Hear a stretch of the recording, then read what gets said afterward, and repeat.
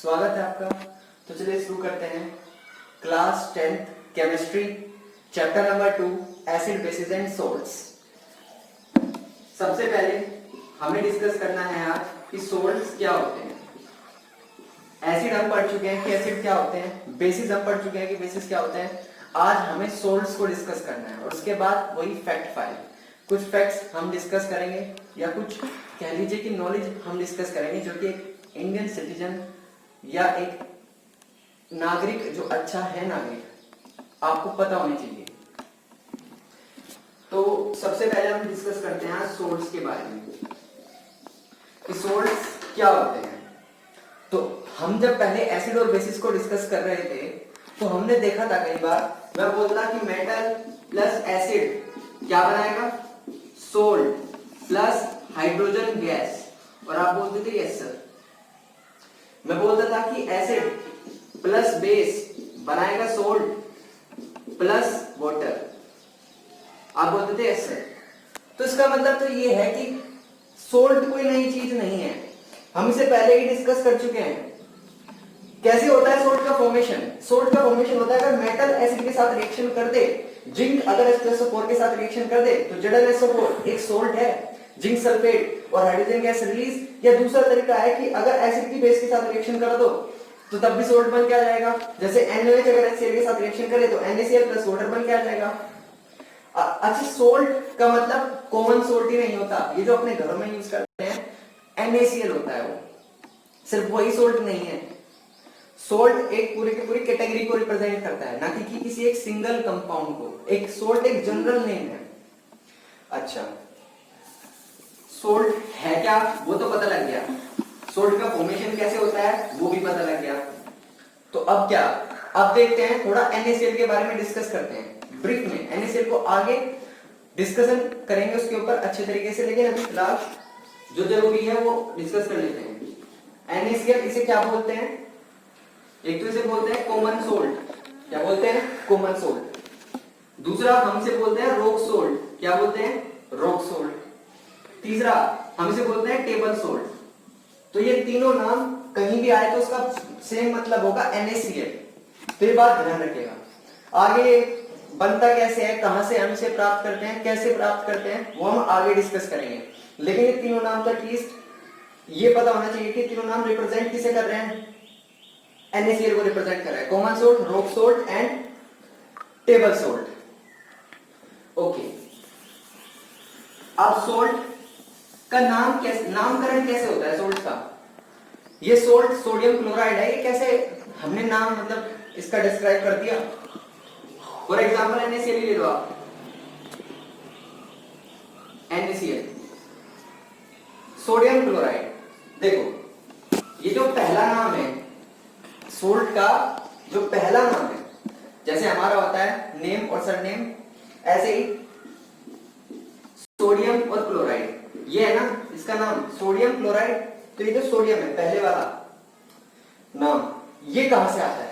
ये आता है बेस से, क्योंकि मैंने अभी बताया था आपको कि बेस जब एसिड के साथ रिएक्शन करता है तो क्या बनता है? Salt plus water. तो बेस से नाम लिया हुआ होता है पहले वाला। तो NaCl में जो Na है वो कौन से बेस से आ सकता है? ऑब्वियसली NaOH से। और ये क्या है? सोडियम हाइड्रोक्साइड, तो यहां से लिया गया है नाम सोडियम, पहला नाम। दूसरा है क्लोराइड, ये क्लोराइड कहां से लिया जाता है, मतलब सेकंड नेम कहां से लिया जाता है? सेकंड नेम लिया जाता है एसिड से। अब कौन से एसिड से आया है? HCl से आया है। और कोई है एसिड? HCl ही तो है जिसमें क्लोरीन है, हाइड्रोजन क्लोराइड, तो यहां से इसका नाम रख दिया सोडियम क्लोराइड। तो पहला अक्षर आता है, अक्षर नहीं, अक्षर तो लेटर होता है, पहला वर्ड आता है बेस से और दूसरा वर्ड आता है एसिड से। तो ये हो गया इसका नामकरण। ओके, अच्छा अब डिस्कस करते हैं कि फैमिली ऑफ सोल्ट का मतलब क्या है। फैमिली ऑफ सोल्ट, तो फैमिली ऑफ सोल्ट का मतलब क्या है? फैमिली एक सोल्ट की, कैसे पता चलेगा कि कोई सोल्ट किस फैमिली से बिलोंग करता है? हाँ, सोल्ट्स की फैमिली होती है, वो कैसे पता चलता है? देखो मान लो एग्जांपल दे रहा हूं NaCl और Na2CO3, इनमें कुछ कॉमन है? यस, सोडियम कॉमन है, यहां पर भी सोडियम है, यहां पर भी सोडियम है। ये यहाँ Na2 है, यहाँ Na, इससे कोई फर्क नहीं पड़ता। ये वैलेंसी Cl की 1 है तो यहाँ पर 1 है, लिखो या ना लिखो। CO3 कार्बोनेट की वैलेंसी 2 है, इसलिए यहाँ पर 2 लिखा हुआ है तो सोडियम ही, मेटल तो सेम है यहाँ पर। तो ये सोडियम सोल्ट है, इन दोनों सोल्ट्स की फैमिली क्या है, सोडियम सोल्ट। तो कोई भी सेम कैटायन हो, क्योंकि आपको पता है कि ये Na पॉजिटिव होता है, कैटायन होता है, और ये Cl नेगेटिव होता है, CO3 2 नेगेटिव होता है, मतलब पहले वाला होगा कैटायन और दूसरे वाला होगा एनायन। तो सेम कैटायन आ जाए किन्हीं भी दो सोल्ट में या बहुत सारे सोल्ट में, वे सेम ही फैमिली से बिलोंग करेंगे, या सेम एनायन आ जाए वे भी सेम ही फैमिली से बिलोंग करेंगे। सेम कैटायन हो या सेम एनायन हो, वे सेम फैमिली से बिलोंग करेंगे। जैसे सोडियम सोल्ट, कार्बोनेट सोल्ट, तो ये बना सकते हैं। मान लो यहाँ पर कोई दूसरा होता है, Na2CO3 होता, Na2CO3 यहाँ पर है, कार्बोनेट यहाँ पर एक और CO3 वाला होता है, H2CO3 मतलब H2CO3 होता है यहाँ पर, तो वे सेम फैमिली से बिलोंग करते हैं। ओके, हाँ Na2CO3 नहीं, Na2CO3 है, NaHCO3 ले लो, sodium hydrogen carbonate.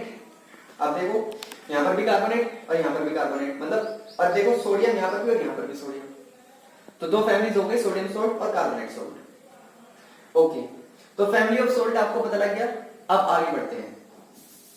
Family of salt के बाद एक क्वेश्चन है, उसमें आपको बताना है कि कौन सी फैमिली है सोल्ट की, और आपको लिखा होगा पोटेशियम हाइड्रोक्साइड, तो आपको उसका फॉर्मूला लिखना है, वो आपको प्रोवाइड हो जाएगा नोट्स में, नोट्स लिंक में मिल जाएगा, नोट्स का लिंक मिल जाएगा। अब उसके बाद आगे बढ़ते हैं। फैमिली के बाद सोल्ट्स की, अब हमें क्या पढ़ना है, अब हमें पढ़ना है कि जो सोल्ट्स हैं उसकी पीएच क्या होती है, क्या सोल्ट्स न्यूट्रल होते हैं, या सोल्ट्स एसिडिक होते हैं, या सोल्ट्स बेसिक होते हैं। तो आंसर है हाँ, वो एसिडिक भी होते हैं, वो बेसिक भी होते हैं, और वो न्यूट्रल भी होते हैं। फॉर एग्जांपल जो NaCl है, इसका पीएच है 7, मतलब ये न्यूट्रल है। लेकिन कोई सोल्ट ऐसा भी होता है जो एसिडिक होता है, कोई सोल्ट ऐसा भी होता है जो बेसिक होता है, जैसे NH4Cl, NH4Cl ये एसिडिक है नेचर में, तो मतलब एसिडिक भी हो सकता है, बेसिक भी हो सकता है और न्यूट्रल भी हो सकता है। अब ये माजरा क्या है, तो ये माजरा ये है, pH 7 का मतलब है न्यूट्रल, pH का मतलब क्या होता है, पावर ऑफ हाइड्रोजन। अगर कोई एसिडिक है सोल्ट, तो इसका मतलब ये है कि वहां पर H पॉजिटिव आयंस ज्यादा है। अगर कोई सोल्ट एसिडिक है तो उसका मतलब क्या है, H पॉजिटिव आयंस ज्यादा है, क्योंकि न्यूट्रल कंडीशन का मतलब क्या होता है कि H पॉजिटिव बराबर OH नेगेटिव। आपको पता होना चाहिए कि न्यूट्रल कंडीशन कब होती है कि जितने H पॉजिटिव आयंस हो उतने ही OH नेगेटिव आयंस हो। अगर H पॉजिटिव ज्यादा हो गया तो कोई सब्सटेंस कंपाउंड हो जाएगा एसिडिक, अगर OH नेगेटिव की कंसंट्रेशन ज्यादा हो जाए तो वो हो जाएगा बेसिक। तो यहां पर H पॉजिटिव की कंसंट्रेशन ज्यादा होगी। देखो आपने कंसेप्ट पढ़ा होगा स्ट्रॉन्ग एसिड का और स्ट्रॉन्ग बेस का, बताइए जरा स्ट्रॉन्ग एसिड क्या होता है। स्ट्रॉन्ग एसिड वो होता है जो कि कंप्लीटली आयनाइज हो जाएगा, जैसे HCl, वो H पॉजिटिव और H negative, sorry H positive और Cl नेगेटिव में कंप्लीटली आयनाइज हो जाता है, मतलब maximum number of H positive ions देता है, कंप्लीटली ब्रेक डाउन हो जाता है H पॉजिटिव आयंस में, वो होता है स्ट्रॉन्ग एसिड। और वीक एसिड कौन होता है, वीक एसिड वो होता है जो कि पार्शियली आयनाइज हो, जैसे CH3COH, वो H positive ions maximum number में नहीं देगा, कुछ ही H पॉजिटिव आयंस देगा, थोड़ा सा इसका ब्रेक डाउन होता है। तो अगर ये एसिडिक है, अभी हमने बात करी थी कि सोल्ट जो है वो किससे मिलकर बनता है, एसिड और बेस से। तो ये देखो कि NH4 जो है वो कहां से आया होगा, वो NH4 आया होगा NH4OH से, और NH4OH एक स्ट्रॉन्ग बेस है कि वीक बेस है, ऑब्वियसली वीक बेस है। स्ट्रॉन्ग बेसिस के एग्जांपल्स क्या है, NaOH, KOH, MgOH का उल्टा है, COH का उल्टा है, ये तो वीक बेस है। NH4OH तो एक वीक बेस है, तो वीक बेस है मतलब ये वीक बेस से मिलकर बना है सोल्ट। और Cl कहां से आया होगा, HCl से। HCl है एक स्ट्रॉन्ग एसिड जो कि कंप्लीटली आयनाइज हो जाता है। तो ये बताओ OH नेगेटिव आयन जितने यहां से आएंगे H पॉजिटिव आयंस भी उतने ही आएंगे क्या, नहीं, क्यों, क्योंकि स्ट्रॉन्ग एसिड है, ये वीक बेस है, तो H पॉजिटिव आयंस ज्यादा आएंगे और OH नेगेटिव आयंस कम आएंगे, तो इसीलिए ये एसिडिक है नेचर में। तो अगर कोई सोल्ट बेसिक है नेचर में, उसका मतलब ये है कि वो वीक एसिड से मिलकर बना है और स्ट्रॉन्ग बेस से। अगर सोल्ट में एसिड स्ट्रॉन्ग है तो सोल्ट होगा एसिडिक, अगर स्ट्रॉन्ग बेस है तो सोल्ट होगा बेसिक, और अगर दोनों स्ट्रॉन्ग है, स्ट्रॉन्ग और बेस भी स्ट्रॉन्ग, जैसे यहाँ पर NaOH और HCl, तो वो होगा न्यूट्रल। और सारा मामला क्या है, किसका है, H पॉजिटिव आयंस और OH नेगेटिव आयंस के बेसिस पर। तो इसे हम समझ सकते हैं हाइड्रोलाइसिस के बेसिस पर, जो कि हमने समझा। ये हमने जो समझा है वो इसी टॉपिक के अंदर समझा है, हाइड्रोलाइसिस टॉपिक के अंदर। क्योंकि आपको पता है कि HCl H पॉजिटिव और Cl नेगेटिव में टूटेगा कब? जब उसे वाटर में डिसोल्व करोगे। क्योंकि वाटर के अंदर वो पावर होती है डिसोसिएशन पावर, कि वो HCl को H पॉजिटिव और Cl नेगेटिव में तोड़ दे, तभी तो H पॉजिटिव और H नेगेटिव का खेल देखोगे। तो हाइड्रोलाइसिस के बेसिस पर अगर कोई पूछे कि कैसे आप समझा सकते हो मुझे कि सोल्ट एसिडिक भी होता है, बेसिक भी और न्यूट्रल भी, तो ये मैं समझा सकता हूँ आपको हाइड्रोलाइसिस के बेसिस पर, और फिर H पॉजिटिव H नेगेटिव का खेल उसे समझा देना। तो ये हो गया हमारा खत्म आज सोल्ट्स का फर्स्ट पार्ट कि सोल्ट्स है क्या, उनका इंट्रोडक्शन हो गया। अब सोल्ट्स को धीरे धीरे पढ़ेंगे, NaCl, Na2CO3, NaSCO3, washing soda, ये सब आगे पढ़ेंगे, हम डिस्कस करेंगे। वॉशिंग सोडा, बेकिंग सोडा, ये आगे डिस्कस होंगे। कास्टिक सोडा भी पढ़ेंगे।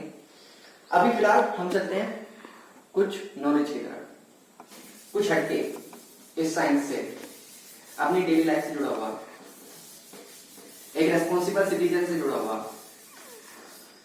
क्या आपको पता है कि हमारे यहाँ पर कौन सा वोटिंग सिस्टम मतलब यूज में आता है? क्या नाम है उस वोटिंग सिस्टम का जो इंडिया के अंदर इस्तेमाल होता है? वो है FPTP। क्या होता है FPTP? क्या बोलते हैं FPTP को? First past the post system. POST post, PAST past, THE the end FIRST first past the post system. ये इस्तेमाल होता है इंडिया के अंदर। लेकिन अभी 2019 में जब लोकसभा चुनाव हुए थे तो वहां पर मुद्दा उठा था कि हमें FPTP को अब छोड़ देना चाहिए, हमें अब अडॉप्ट कर लेना चाहिए एक नए सिस्टम को, जिसे हम बोलते हैं preferential voting system. Preferential voting system, इसे हमें क्या कर लेना चाहिए? अडॉप्ट कर लेना चाहिए। अब ऐसा क्यों उठ रहा था मुद्दा कि प्रेफरेंशियल वोटिंग सिस्टम को हमें अडॉप्ट करना चाहिए और FPTP को छोड़ देना चाहिए? वो तब समझ में आएगा जब आप इसकी ड्रॉबैक्स समझेंगे, क्योंकि इसकी कुछ खामियां होंगी तभी तो हम इसमें जाना चाहते हैं प्रेफरेंशियल वोटिंग सिस्टम में। देखो FPTP सबसे सिंपल मेथड है। सबसे पहले इसके एडवांटेजेस देखेंगे, फिर डिसएडवांटेज। एडवांटेज इसकी है कि लार्ज पॉपुलेशन अगर हो तो ये अच्छा मेथड है, अच्छा वोटिंग सिस्टम है, क्योंकि इतनी लार्ज पॉपुलेशन है, उसमें आप कोई कॉम्प्लेक्स मेथड, कॉम्प्लेक्स सिस्टम तो नहीं लगा सकते। नंबर 1 जो इसकी एडवांटेज है। नंबर 2 यही है कि गिनती में आसानी होती है। नंबर 3 है कि वोटर को भी आसानी होती है, क्योंकि एक ही कैंडिडेट के सामने मार्क करना होता है उसे। तो ये इसकी खास बातें हैं। लेकिन इसके नुकसान ये है कि वोट बैंक की राजनीति को इससे बढ़ावा मिलता है, थोड़ा सा कम डेमोक्रेटिक है नेचर में, मतलब लोकतंत्र के फेवर में तो है, लेकिन क्योंकि वोटिंग तो हम कर रहे हैं, लेकिन उतना फेवर में नहीं है, क्योंकि लोकतंत्र रिप्रेजेंट करता है पूरी जनता को, और ये पूरी जनता को रिप्रेजेंट नहीं कर पाता। ये माइनॉरिटीज को रिप्रेजेंट करता है, बहुत ही कम लोगों को रिप्रेजेंट करता है, ना कि मैक्सिमम नंबर ऑफ लोगों को रिप्रेजेंट करता है। वो अच्छा मेथड होगा ना जो मैक्सिमम नंबर लोगों को रिप्रेजेंट करे। तो ऐसा क्या है इसमें? देखो फॉर एग्जांपल, मान लो मेरा डिस्ट्रिक्ट है या आपका डिस्ट्रिक्ट है, वहां पर कोई चुनाव हो रहे हैं, MLA चुना जाना है, ठीक है? तो वोटिंग कैसे होगी? मान लो 4 पार्टीज है, ठीक है? कोई भी पार्टीज आप समझ लें, 4 पार्टीज है, हर एक ने एक एक कैंडिडेट खड़ा कर रखा है। आपको क्या करना है? सिर्फ किसी एक कैंडिडेट के सामने मार्क कर देना है, वो तो पता ही आपको किस पार्टी का है वो। मान लो एक कैंडिडेट को वोट मिले, ए कैंडिडेट को मिले 20%, बी कैंडिडेट को मिले 20%, सी को मिले 25%, चलो इसे 25 कर लेते हैं, और डी को मिल गए 30%। तो 30 और 50, 80 और 20 100 हो गए, 100% हुए। तो ये बताओ जीतेगा कौन? ऑब्वियसली डी जीत गया।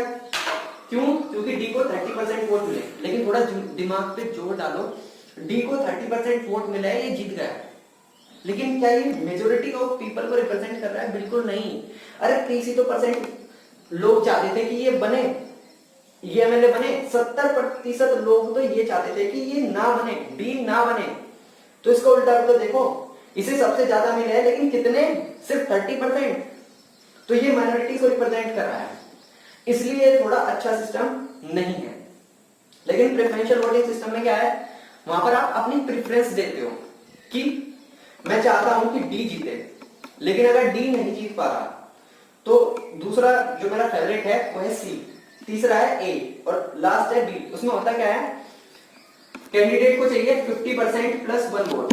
मान लो 20,000 वोट है, उसमें से किसी को 10,000 एक वोट मिल गया, 10,000 वन वोट, तो वो विनर घोषित कर दिया जाएगा। लेकिन अगर ऐसा नहीं होता तो फिर प्रेफरेंस के अकॉर्डिंग फिर से काउंटिंग होती है। मान लो ये डी नहीं जीत पाया, डी को 50% प्लस वन नहीं जीत पाए, तो फिर लोगों की सेकंड प्रेफरेंस को देखा जाएगा। अगर सेकंड प्रेफरेंस वाला भी नहीं ला पाया तो थर्ड, थर्ड वाला भी नहीं ला पाया तो फोर्थ। और इसकी डिसएडवांटेज यही है कि अगर फोर्थ भी 50% प्लस वन का मार्क क्रॉस ना कर पाया, फोर्थ प्रेफरेंस वाला बंदा भी लोगों की, तो फिर दोबारा से चुनाव कराने पड़ेंगे। ऐसा एफपीटीपी में नहीं है। एफपीटीपी में एक हर कंस्टिट्यूएंसी से एक लीडर आ जाएगा, ये बिल्कुल तय हो जाता है। लेकिन यहाँ पर ऐसा नहीं है। यहाँ पर ऐसा हो सकता है कि क्या पता लोगों को कोई भी 50% से ज्यादा लोगों को कोई पसंद ही ना आए। तो क्योंकि यहाँ पर हम रैंकिंग कर पाते हैं प्रेफरेंशियल वोटिंग सिस्टम में, तो इसलिए अच्छा सिस्टम है। और इसलिए मेजोरिटीज को रिप्रेजेंट करता है, इसलिए अच्छा सिस्टम है। तो सोचिए आप कि अब क्या हमें इसमें मतलब जाना चाहिए प्रेफरेंशियल वोटिंग सिस्टम में, या फिर यही सही है? क्योंकि ये तो माइनॉरिटीज को रिप्रेजेंट करता है, ये मेजोरिटी को रिप्रेजेंट करता है। लेकिन आपको पता है बहुत बड़ा देश है और बहुत ज्यादा सीटों पर चुनाव होते हैं, तो थोड़ा कॉम्प्लेक्स होता है। लेकिन फिर भी ज्यादा डेमोक्रेटिक यही है, ये कम डेमोक्रेटिक है। कॉम्प्लेक्स जरूर है, लेकिन शायद हमें एडॉप्ट करना चाहिए, नहीं करना चाहिए। मैंने आपको एडवांटेज डिसएडवांटेज सब बता दी, मैं खुद का ओपिनियन नहीं रखूंगा यहाँ पर, आप अपना खुद डिसाइड करें। तो पढ़ाई करते रहिए।